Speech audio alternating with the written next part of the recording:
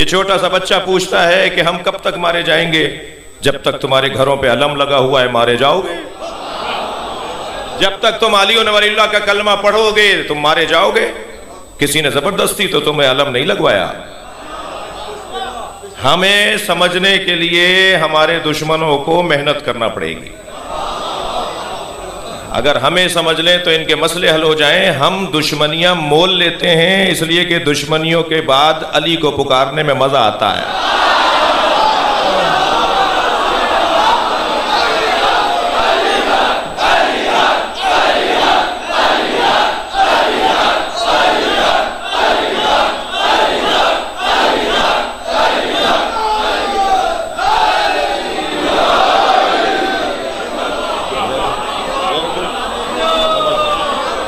हम परेशानियां मोल लेने वाले लोग हैं।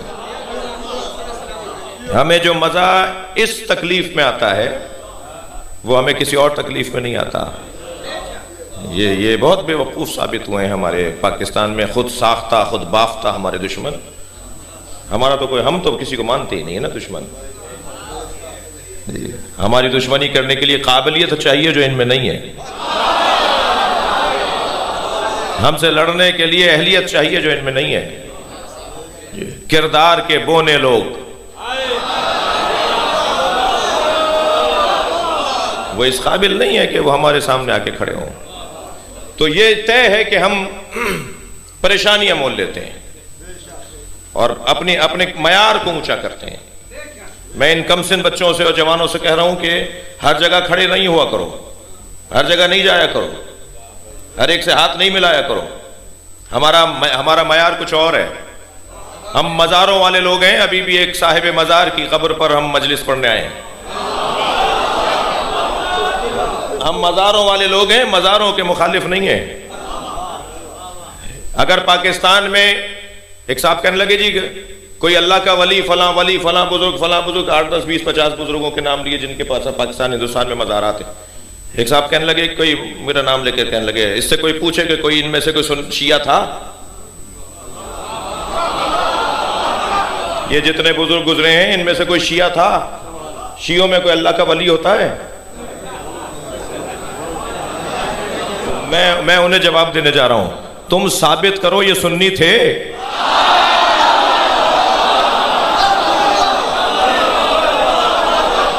क्या बात हुई? अब मेरी मुश्किल हो गई है मौलाना, क्या करूं कि वो ये मुझसे जरा प्यार बढ़ गया है तो ये देवबंदी भी मुझे मुखातिब कर रहे हैं, बरेलवी भी कर रहे हैं और अपने भी मोहब्बतें कम नहीं कर रहे। तो ठीक है, बात करते हैं। कोई साबित करे ये शहबाज कलंदर सुन्नी थे, शाह लतीफ सुन्नी थे, इमाम बरी सुन्नी थे। ये क्या सुन्नी शिया की बात कर रहे हो जी? कहने लगे साबित करो ये कोई इनमें से कोई शिया था। कायद आज़म मोहम्मद अली जिन्ना से किसी ने पूछा आप सुन्नी या शिया? तो कायद आज़म ने बेसाख्ता फरमाया मैं असरे मुस्तफ़ा का मुसलमान हूं।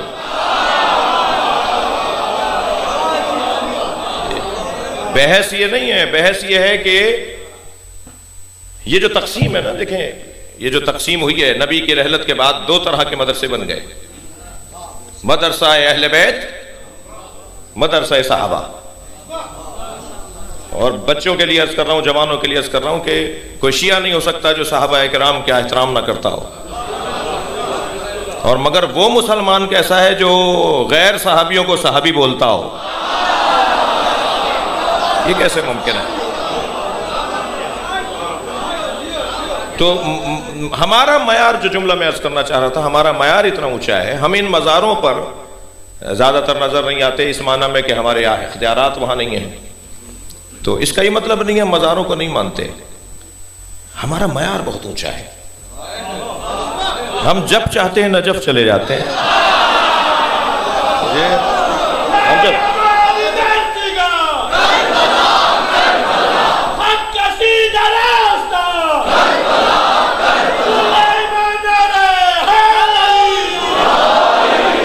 हम जब चाहते हैं करबला चले जाते हैं।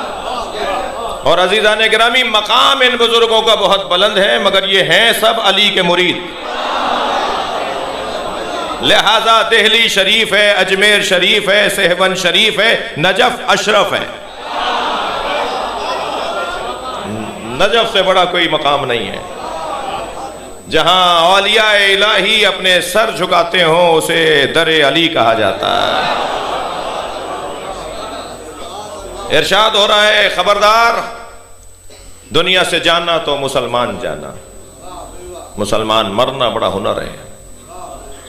बहुत से लोगों का माजी बड़ा अच्छा था, मुस्तकबिल बर्बाद हो गया।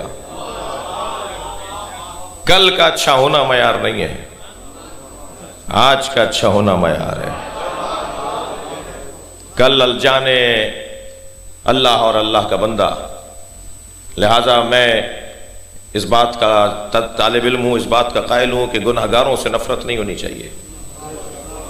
अगर कोई गुनाहगार है, कोई खताकार है, कोई हत्ता लफ्ज कहने जा रहा हूं बदकार है, तो उसे मैं नफरत ना करूं, हम नफरत ना करें। खास तौर पर अगर वो हुसैन से बार बार मिलने आता हो, मजलिस में आके बैठता हो, तो मुझे हक नहीं है कि मैं उसे मजलिस के बाद ऐसे ही गुनाहगार मानूं जैसे मजलिस से पहले था। क्या मालूम उसका अपने मौला से राब्ता हो गया हो। दो सगे भाइयों की लड़ाई में जब तीसरा गैर मुताल्लिक दखालत देता है तो बाज लोग कहते हैं ये सगे भाई हैं, कल मिल लेंगे, तुम बुरे बनोगे। ये गुनाहगार कल अल्लाह से मामला सीधे कर लेगा, मैं कहां खड़ा हूंगा। मुझे वाज जरूर करना चाहिए, नसीहत जरूर करना चाहिए, लेकिन मुझे उससे नफरत, उससे दुश्मनी, उसे धुतकारना नहीं है। और खास तौर पर इस दरवाजे पर तो हमें वैसे ही मोहतात रहना चाहिए।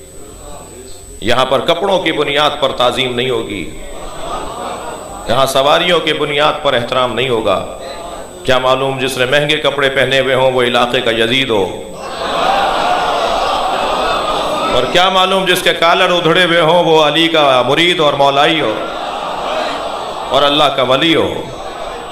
लिहाजा दिलों के हाल का मसला है, हमें बहुत सारी चीज़ों में मोहतात रहने की ज़रूरत है। जिंदा रहना, मुसलमान जिंदा रहना बहुत मुश्किल है। कोई पूछे मासूम इमाम ने क्या फरमाया? फरमाया आखिरी ज़माने में अपना दीन बचाना इतना मुश्किल होगा कि जैसे हाथ के हथेली पर अंगारा लेके चलना। वो अंगारा हाथ में लिए जब इंसान चले तो तसव्वुर कीजिए कितना मुस्तरिब और बेचैन होगा। कदम कदम पर दीन हाथ से निकल रहा होता है जी। मेंढक तोलना कितना मुश्किल है जी। एक तराजू में रख दीजिए बाट, दूसरे तराजू में मेंढक रख दीजिए, तुल ही नहीं पाते जी, मेंढक तुल ही नहीं पाएंगे। आखिरी जमाने में दीन को बचाना इससे ज्यादा मुश्किल होगा। ऑफिसों में दीन हाथ से निकल रहा होगा, शाहराहों पे दीन हाथ से निकल रहा होगा, घरों में हाल खराब होगा। इंतहाई भाई, कोरोना से जितने डरे हुए हो इतना दीन के रुखसत होने से डरने की जरूरत है। ये जो वबा है ना, दीन की रुखसती और दीन हाथ से निकलने की वबा, बार बार दीन हाथ से निकलता है, इसकी वैक्सीनेशन को मजलिस अज़ा कहा जाता है।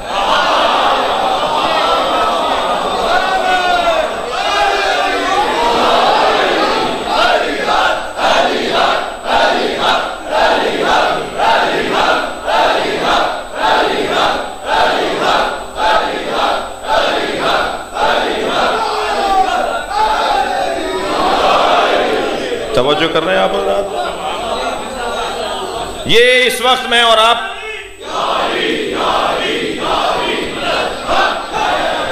मैं और आप इस वक्त हुसैनी शिफा खाने में बैठे, एंटी बैक्टीरिया का वैक्सीन करवाने आए। ये जितनी देर आप मजलिस अज़ा में फर्श अज़ा पर बैठेंगे इतनी देर फरिश्तों के साथ बैठ रहे हैं। हाँ, अल्लामा मजलिसी ने बिहार में रिवायत लिखी है, जब हुसैन का जिक्र हो रहा हो, जब नबी और आले नबी का तस्करा हो रहा हो, चंद लोग जमा होकर अहले बैत का जिक्र कर रहे हो, तो अर्श इलाही के फरिश्तों को इजाजत दी जाती है कि जाओ इनके साथ जाके बैठो, तुम्हें वो लुत्फ आएगा जो अर्श पर लुत्फ लेते हो।